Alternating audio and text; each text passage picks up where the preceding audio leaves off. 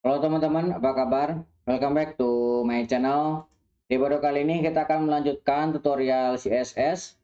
Materi kali ini kita akan membahas mengenai organize project atau manage project supaya project kita lebih baik dari biasanya ya. Jadi untuk memanage project yang lebih baik ada metodologinya. Salah satunya adalah ini ya, BIM atau sering disebut block element modifier. Nah, ini metodologi yang banyak digunakan. Nanti teman-teman bisa ambil di kolom deskripsi untuk link ininya ya, link metodologi BIM-nya. Di sini dijelaskan nih, salah satunya adalah kita menggunakan secara mudah dan modular, fleksibel. Jadi kita tidak selalu menulis ulang kode yang kita buat. Ini banyak digunakan oleh JetBrains, juga digunakan ya metode ini. Oke, kita langsung ke contohnya ya. Nah, saya sudah membuka terminal yang saya miliki di sini. Saya akan buka NeoVim-nya. Saya akan tekan V karena saya sudah membuatkan alias. Nah, kita akan masuk ke halaman home-nya. Oke, saya akan buka sidebar-nya.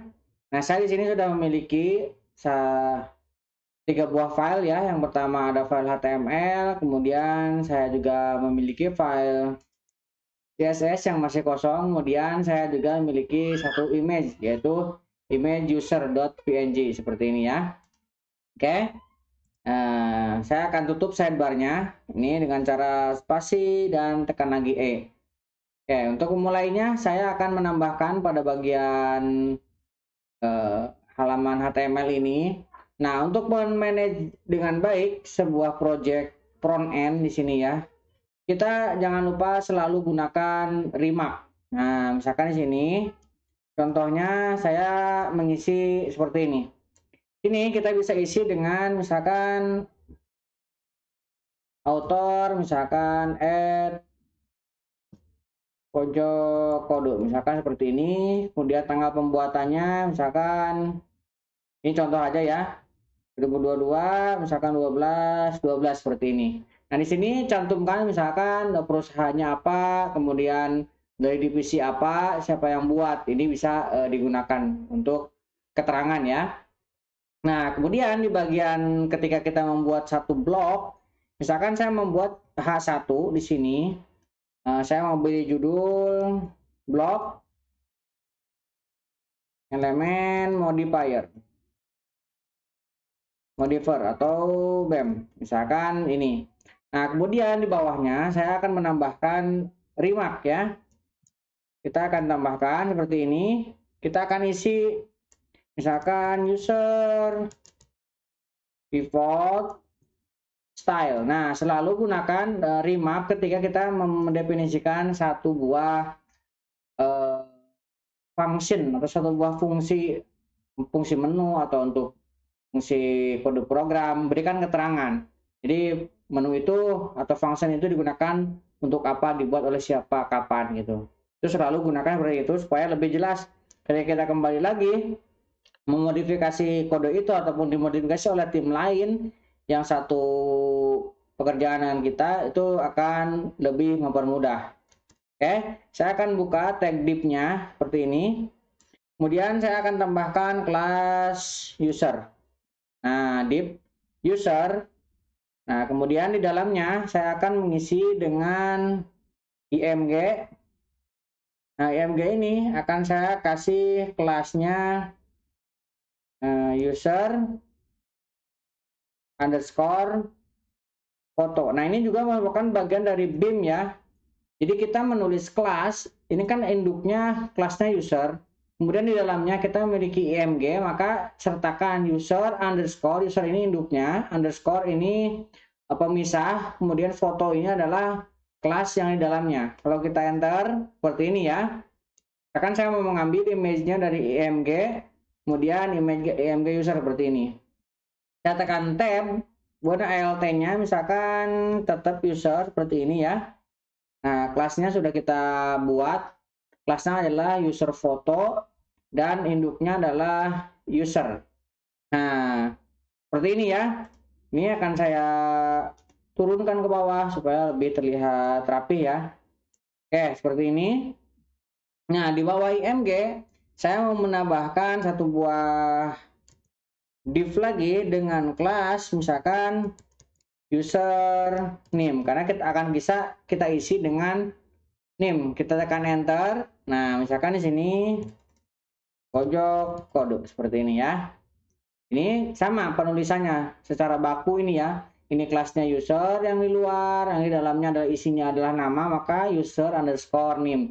Ini penambahan seperti ini juga standar untuk BIM ya, supaya lebih user friendly dan lebih reusable. Jadi ketika kita kembali lagi dan ketika dibuka oleh tim lain akan jauh lebih mudah.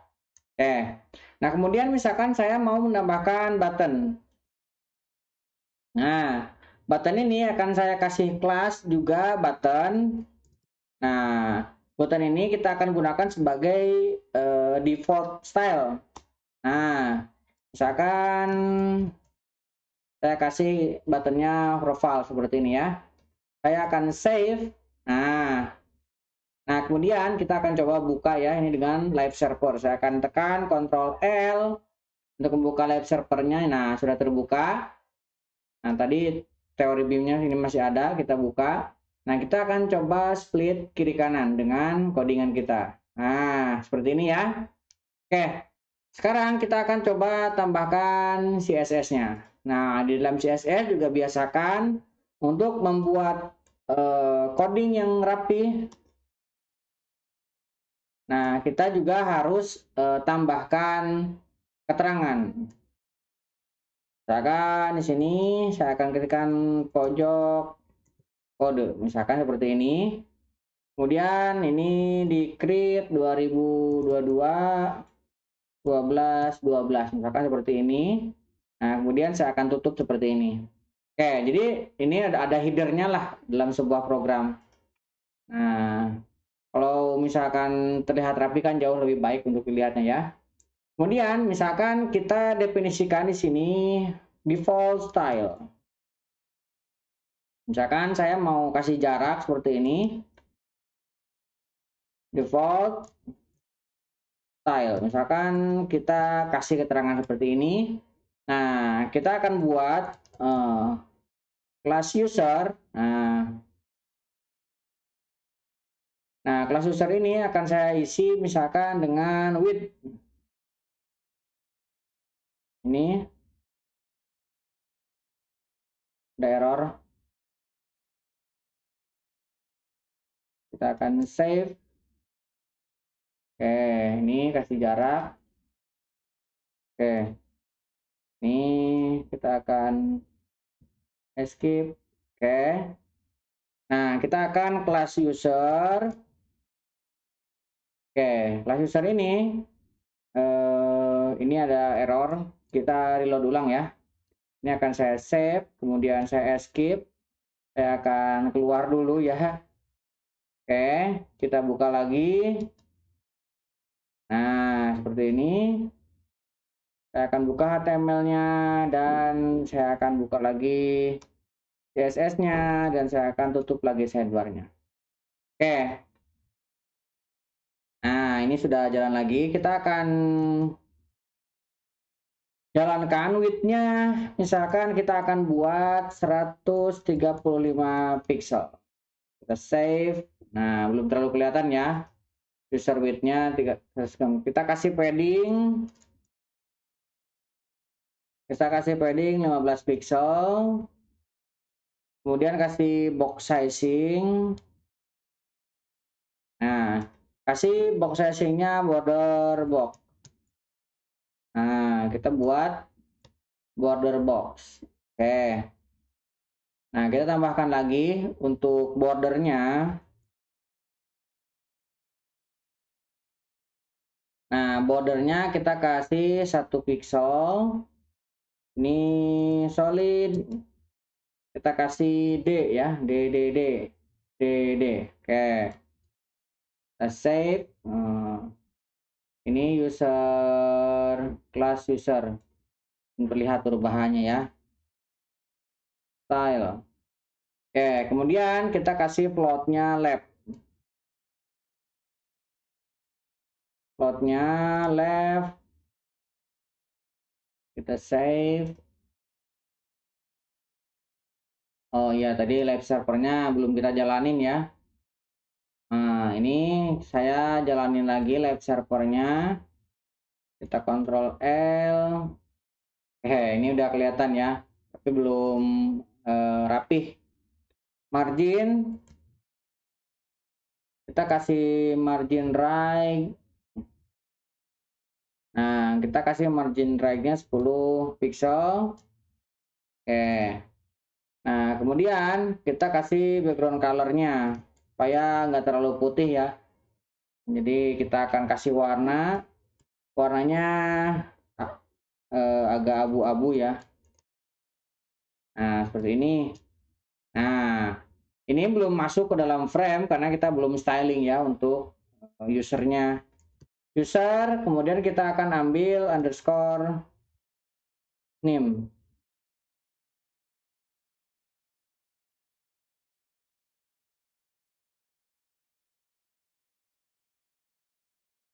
Nah, ini ada yang kurang ya. Underscore-nya ini harusnya 2 ini. Underscore. Ini juga underscore. Nah. Oke, nah sekarang kita kasih font. Kita kasih font weight-nya bold ya. Kita kasih bold supaya agak tebal. Kemudian text alignment-nya kita kasih center. Nah, kemudian font size-nya kita kasih 1 rem. Kita save. Nah, dia udah mulai agak membesar ya. Kita kasih padding-nya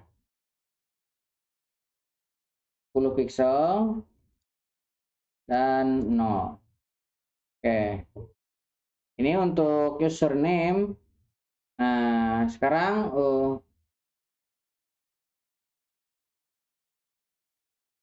kita akan tambahkan untuk foto. User fotonya ya. Ini harusnya foto dulu di sebelah atas nih. Dot user underscore foto. Nah, kita kasih width-nya 100%. Nah, kemudian display-nya kita kasih display-nya block. Nah, biar dia nanti ada di tengah ya. Kemudian kasih border radius. Nah, border radiusnya kita kasih 50%. Kita save. Nah, ini tidak terlihat karena di sini mungkin user ini salah ya, user. Nah, kita save. Nah, baru dia kelihatan perubahannya. Itu harus sama ya. Jadi kalau misalkan ada yang salah ya jadinya tidak pengaruh. Diperhatikan itu. Saya akan tambahkan box shadow. Nah, box shadow kita akan tambahkan inset. Nah, insetnya 0, kemudian 2 pixel. Kemudian RGBA kita akan ambil dari yang ini ya. Ini akan kita kasih 0, enter tab, 0, enter tab, 0, enter tab. Nah, 0,4 ya. Kita save. Nah, ini di bagian atasnya ada shadow-nya ya. Oke, sekarang kita akan styling untuk buttonnya. Oke, buttonnya belum kelihatan ya. Oke, kita akan styling untuk button. Oke, button kita akan kasih width-nya 100%. Nah, 100%. Kemudian kita akan kasih padding-nya 5 pixel. 5 pixel. Nah, kemudian kasih colornya. Ini color default ya untuk tulisannya. Ini warnanya 333. Nah, kita kasih warnanya gelap ya. Nah, kasih background colornya. Kita kasih warna C. Nah, jadi agak abu-abu ya. Oke, bordernya kita akan hilangkan. Bordernya saya mau kasih none. Nah, supaya dia lebih flat ya. Oke, outline-nya kita akan kasih dia none juga. Supaya menjadi flat design ya. Agak flat. Nah, kemudian kita akan kasih border radiusnya 2 pixel supaya rounded di pojokannya ya. Ini kita kasih 2 pixel. Nah, agak round. Kemudian kita kasih kursornya pointer supaya ketika ada kursor mengarah ke button dia berubah. Contohnya seperti ini ya. Nah, dia menjadi kayak berubah jadi tangan gini. Ini kalau misalkan kita kursor pointer. Oke, kita akan coba tambahkan ketika kita klik, ini warnanya berubah ya. Ini kan nggak kelihatan nih perubahannya. Nah, kita akan tambahkan di sini button. Nah, kelas button ini kita akan ambil sudonya untuk aktif ya. Kita udah pelajari mengenai sudo ini. Silahkan teman-teman cek di channel ini. Nah, sudo itu seperti apa. Oke, kita akan tambahkan box shadow. Jadi supaya ketika diklik ini ada kayak bayangan ya. Inset, kita akan inset. Nah, 0, kemudian 3 pixel bayangannya. Kemudian kita akan ambil RGB alpha. Nah, RGB-nya kita kasih warna gelap, 0, enter, tab. 0, enter, tab. 0, enter, tab. Kita kasih 0,4 untuk shadow-nya, transparansinya ya. Oke, sekarang kita coba kalau kita klik. Nah, ada action-nya ya sekarang tuh. Dia kayak berubah shadow pinggirnya. Oke, sudah oke.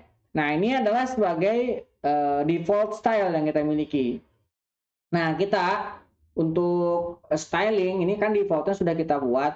Nah, untuk melakukan perubahan button misalkan, ini jangan langsung diubah pada style default. Nah, kita akan tambahkan di sini modif style misalkan. Ini selalu tambahkan keterangan untuk reusable coding kita seperti ini. Ini contoh saja. Nanti teksnya sesuai dengan deskripsi script yang teman-teman buat ya. Nah, di sini ada default, di sini ada modif. Misalkan saya mau warnanya ini tombol primary atau warnanya biru ya. Nah, kita harus tambahkan. Nah, di sini jangan kita ubah yang tombolnya, kita tambahkan kelas lain button, kemudian tambahkan 2 strip sebagai tanda bahwa ini modifikasi. Nah, ini juga merupakan bagian dari standar untuk BEM ya. Nah, kita tambahkan 2 strip seperti ini, artinya button yang default ini kita akan modifikasi dengan tipe primary, tandanya strip-strip seperti ini. Nah, kalau misalkan sudah seperti ini, kita sekarang bisa styling di sini. Oke, kita tambahkan dot button strip-strip primary. Nah, button primary misalkan saya mau kasih background colornya, kita akan kasih ini. Nah, teman-teman kalau mau ngecek background color, nah bisa ke sini ya. Nanti saya cantumkan di kolom deskripsi linknya. Silakan teman-teman cari warna yang kira-kira sesuai. Nah, di sini ada banyak sekali, ada dark ya. Ini yang sering saya gunakan nih, warna dark ini. Ini ada banyak kombinasi dark yang teman-teman bisa gunakan. Oke, saya langsung ke ini ya. Saya menggunakan warna 27 BC 0. Nah, ini 277 ya, kurang 1 7-nya. 277 BC kosong. Oke. Kita kembali lagi ke desain. Nah, ini berubah jadi warnanya primary ya. Oke. Kemudian tulisannya kita akan kasih warna putih. Nah, ketika kita klik, nah ini ada accent berubah. Ini warna primary. Nah, sekarang bagaimana kalau misalkan kita ingin memiliki button lain yang misalkan untuk delete. Nah, misalkan saya ini duplikat ke bawah. Ini untuk delete. Misalkan seperti ini. Ini nah, kita misalkan tombolnya warning ya. Nah, kita buatkan lagi kelasnya, misalkan button warning. Nanti teman-teman kalau misalkan menggunakan framework seperti Bootstrap, ini caranya seperti ini banyak kan ya. Jadi tidak langsung di style pada satu default, tapi kita akan menggunakan style yang lain. Nah, kita akan tambahkan di sini dot button. Nah, strip warning. Nah, misalkan warningnya kita akan kasih margin top supaya ada jarak ya dari atas. Margin topnya 2 pixel. Kita save. Nah, dia sekarang ada jaraknya sedikit. Nah, kemudian saya akan kasih background colornya ini dengan warna merah. FA 70. Nah, merahnya nggak terlalu merah ya. Nah, kemudian untuk tulisannya kita akan kasih warna putih juga.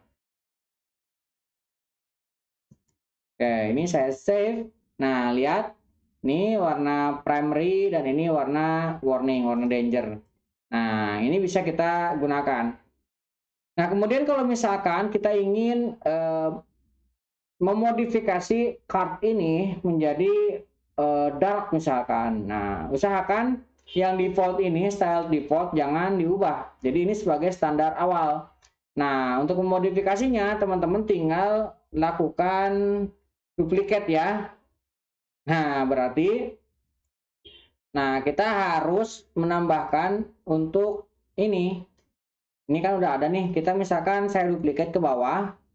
Nah, di bagian sini kita kasih keterangan. Nah, misalkan keterangannya ini mau saya kasih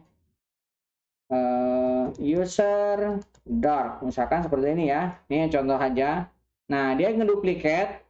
Nah, kita akan tambahkan di sini. Ini yang induknya adalah user. Maka untuk memodifikasi seperti yang tadi standar tadi ya, button primary. Berarti ini user strip dark seperti ini ya. Kita menambahkan kelas darknya. Nah, sekarang kita bisa melakukan styling untuk yang darknya. Kita masuk ke CSS-nya lagi.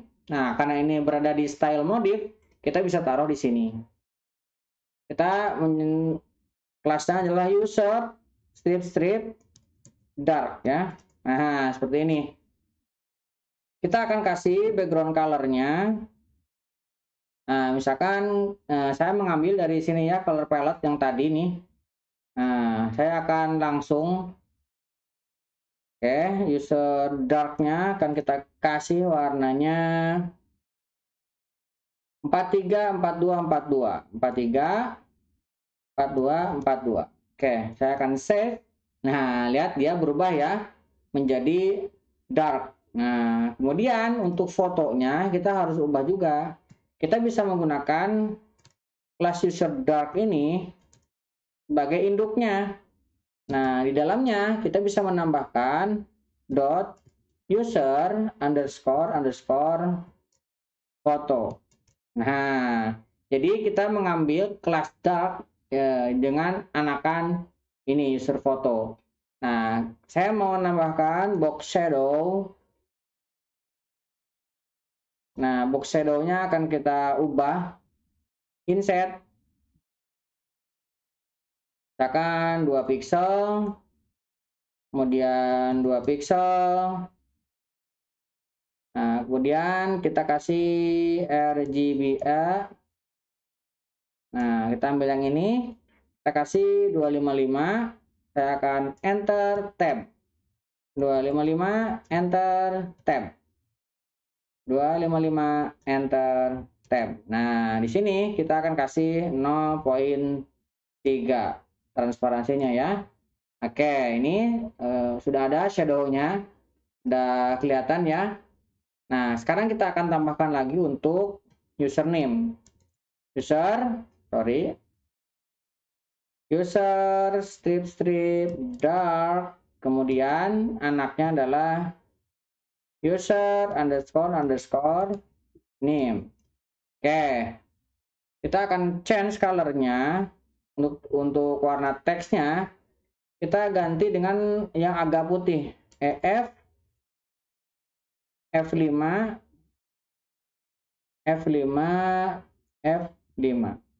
Oke, kita save. Nah, tulisannya agak keputih-putihan ya, lebih terlihat. Oke, nah sekarang kita akan coba untuk styling fotonya. User, oke, ini udah cukup kali ya.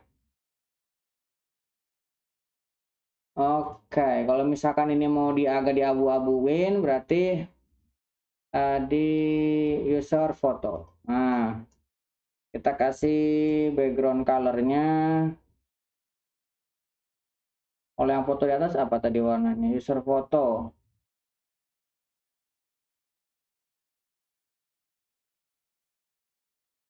User foto. Oh, ini langsung ya, karena ini transparan, jadi langsung kelihatan dari belakangnya. Jadi nggak bisa kita kasih background. Oke, ini berarti sudahlah seperti ini. Ini untuk darknya. Oke, nah seperti itu ya untuk kita styling dengan metode BIM. Nah, supaya lebih tertata, lebih rapi. Nah, kemudian satu lagi ketika kita membuat struktur seperti ini, nah selain kita menambahkan komen yang jelas seperti ini, komentar-komentar, kita juga usahakan ini tersusun secara alfabet ya. Nah, caranya kalau misalkan teman-teman menggunakan Neovim, ini tinggal di blok seperti ini. Nah, kita masuk ke comment mode. Nah, kemudian ini tinggal tambahkan sort. Nah, sort, kemudian enter. Nah, dia akan diurutkan dari yang alfabet ya, yang paling awal dengan yang paling akhir. Lakukan semuanya seperti itu. Ini juga sama. Kita akan titik 2 sort. Enter, maka akan diurutkan. Nah, ini supaya mempermudah kita untuk analisa nantinya ya. Ini juga sama. Nah, kita akan titik 2 sort, enter. Nah, ini kita sama juga. Kita akan titik 2 sort. Oke. Oke, kurang lebih seperti itu ya untuk manajemen project dengan BIM. Nah, mudah-mudahan bisa membantu teman-teman. Block elemen modified BIM ini mudah-mudahan bisa membantu teman-teman dan teman-teman semakin tercerahkan ya untuk masalah styling atau front end development. Mulai teman-teman yang belum subscribe, jangan lupa subscribe dan nyalakan tombol loncengnya. Sampai ketemu di video selanjutnya.